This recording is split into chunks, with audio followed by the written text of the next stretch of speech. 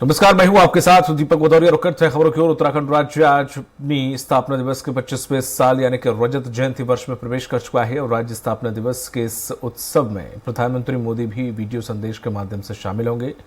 देहरादून और ग्रीष्मकालीन राजधानी गैरसैंण की भराड़ीसैंण विधानसभा भवन परिसर में आयोजित कार्यक्रमों में प्रधानमंत्री के वीडियो संदेश प्रसारित होगा और इस मौके पर सीएम पुष्कर सिंह धामी समारोह में शामिल होंगे।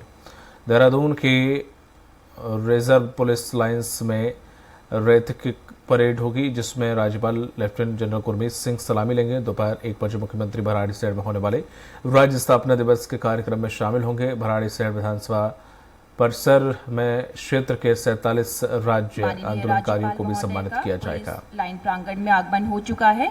उपस्थित महानुभावों से हमारा निवेदन, परेड के मध्य राष्ट्रीय धुन बजने पर सम्मान में आप अपने अपने स्थान पर खड़े होने का कष्ट करेंगे।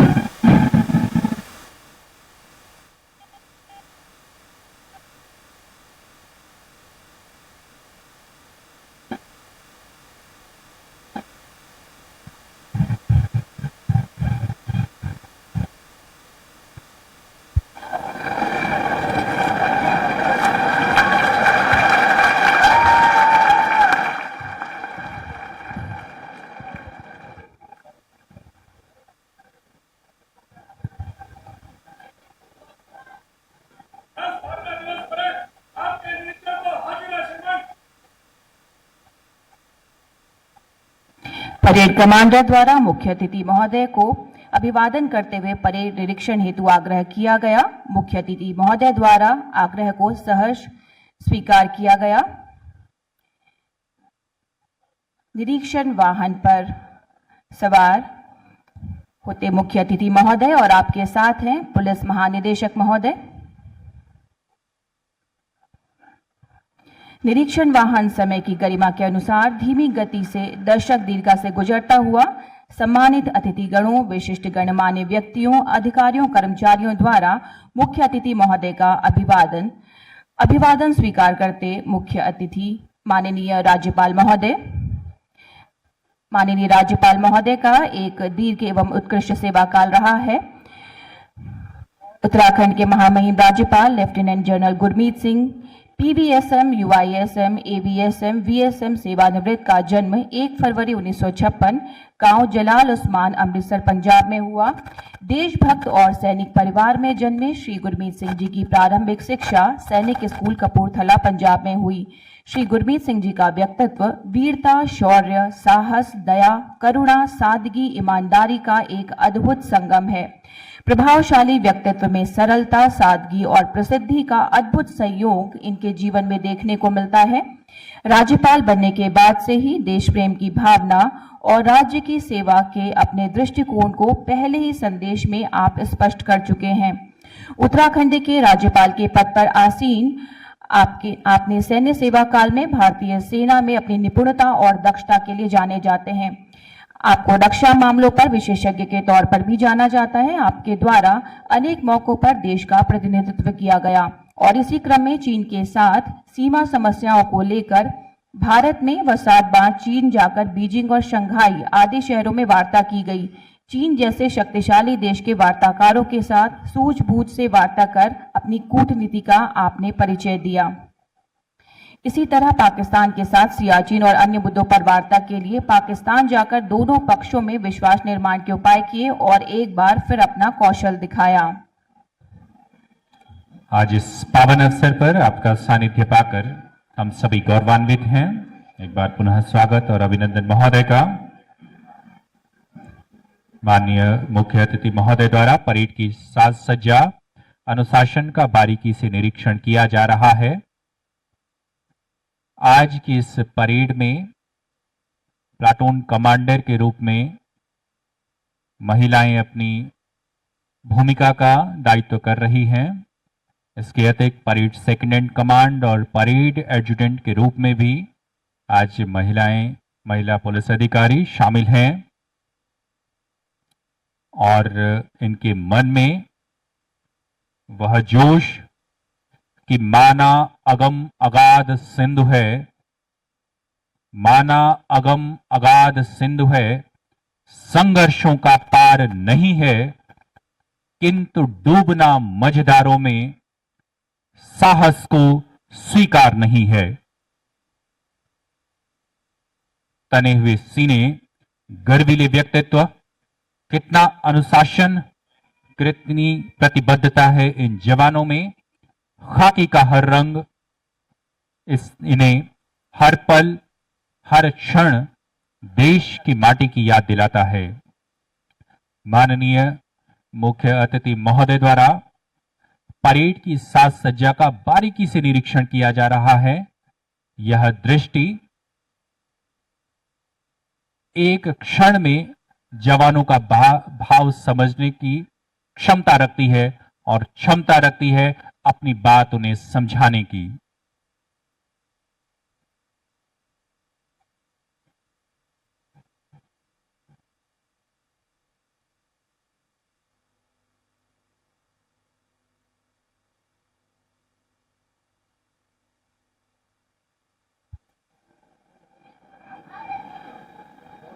और यहाँ निरीक्षण पूर्ण हुआ। परेड कमांडर मुख्य अतिथि महोदय को सम्मान प्रेषित कर अपने गंतव्य की ओर अग्रसर।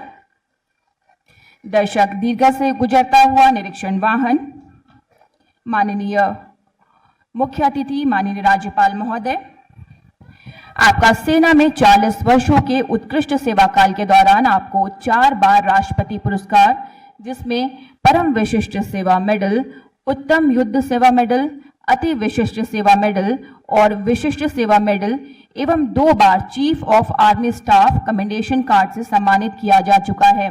निसंदेह बहुआयामी व्यक्तित्व के बूते आपके संरक्षण एवं मार्गदर्शन में देवभूमि उत्तराखंड विकास की असीम ऊंचाइयों को प्राप्त कर देश का सर्वोत्तम राज्य बनेगा।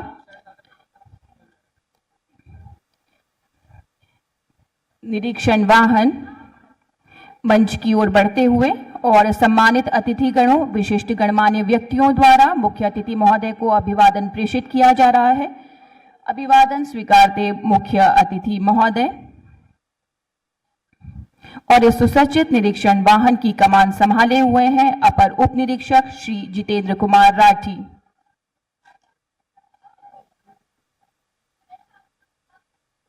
इस भव्य, गौरव एवं दिव्य समारोह की और दिव्यता को विराट करते हमारे मुख्य अतिथि माननीय श्री राज्यपाल महोदय, एक बार पुनः मंच पर आपका हार्दिक स्वागत और अभिनंदन महोदय।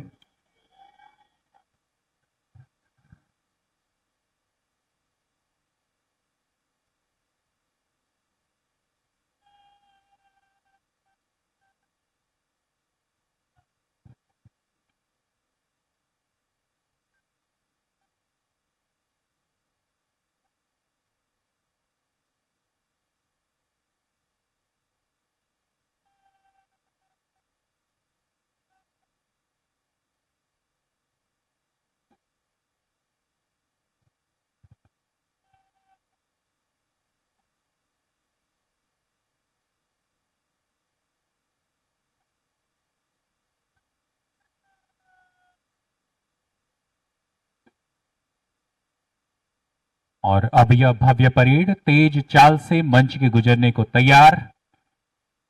परेड की आगे की कार्रवाइयों के लिए परेड कमांडर्स अपने गंतव्य की ओर अग्रसर।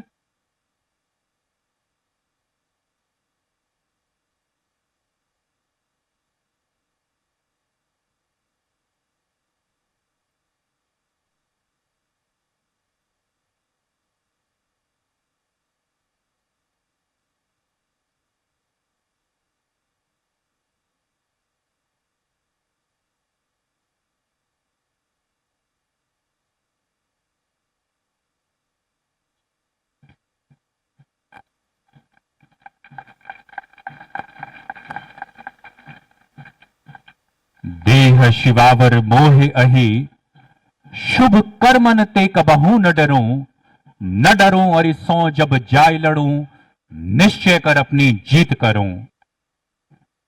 यह भव्य आकर्षक राज्य स्थापना दिवस परेड आप लोगों की गरिमामय उपस्थिति, सराहना, उत्साहवर्धन इन जवानों की शक्ति बढ़ाते हुए एक बार जोरदार तालियों से इन जवानों का स्वागत करें। लोहा जितना तपता है उतनी ही ताकत भरता है। सोने को जितनी आग लगे वो उतना प्रखर निकलता है। हीरे पर जितनी धार लगे वो उतना खूब चमकता है। मिट्टी का बर्तन पकता है तब धुन पर खूब खनकता है। सूरज जैसा बनना है तो सूरज जितना जलना होगा, नदियों सा आदर पाना है तो पर्वत छोड़ निकलना होगा। आज जीवन को आदर्श तरीके से जीने, अनुशासित एकबद्ध जीवन के महत्व को आलोकित करती आज की राज्य स्थापना दिवस परेड। यह जवान हमें यह संदेश दे रहे हैं कि अनुशासित व्यक्ति ही प्रगति के पथ पर अग्रसर हो सकता है। मंच के बाएं से आते परेड। और अब आपको सीधे लिए चलते हैं उत्तराखंड, जहां राज्य का 25वां स्थापना दिवस आज है और इस अवसर पर प्रदेश में कार्यक्रमों का आयोजन किया जा रहा है। देहरादून से सीएम पुष्कर सिंह धामी की सीधी तस्वीरें दिखाएंगे, लेकिन देखिए प्रधानमंत्री नरेंद्र मोदी को। हम उत्तराखंड में देखते हैं, उत्तराखंड को केंद्र से पहले जो अनुदान मिलता था वो आज करीब करीब 2 गुना हो गया है। डबल इंजन की सरकार में ही उत्तराखंड को एम्स के सैटेलाइट सेंटर की सौगात मिली। इसी दौरान देश का पहला drone application research centre Dehradun में खोला गया। उधम सिंह नगर में स्मार्ट इंडस्ट्रियल टाउनशिप बनाने की योजना है। आज उत्तराखंड में केंद्र सरकार के 2 लाख करोड़ रुपए के प्रोजेक्ट्स चल रहे हैं। कनेक्टिविटी से जुड़े प्रोजेक्ट्स को तेज गति से पूरा किया जा रहा है। ऋषिकेश कर्णप्रयाग रेल परियोजना को 2026 तक पूरा करने की तैयारी है। उत्तराखंड के 11 स्टेशनों को अमृत स्टेशनों के रूप में विकसित किया जा रहा है। देहरादून दिल्ली एक्सप्रेसवे के पूरा होने के बाद दोनों शहरों की दूरी 2.5 घंटे में तय कर ली जाएगी। यानी एक तरह से उत्तराखंड में विकास का महायज्ञ चल रहा है, जो इस देवभूमि की गरिमा को भी बढ़ा रहा है। इससे पहाड़ों पर होने वाले पलायन पर भी रोक लगी है। साथियों, हमारी सरकार विकास के साथ विरासत को भी सहेजने में जुटी है।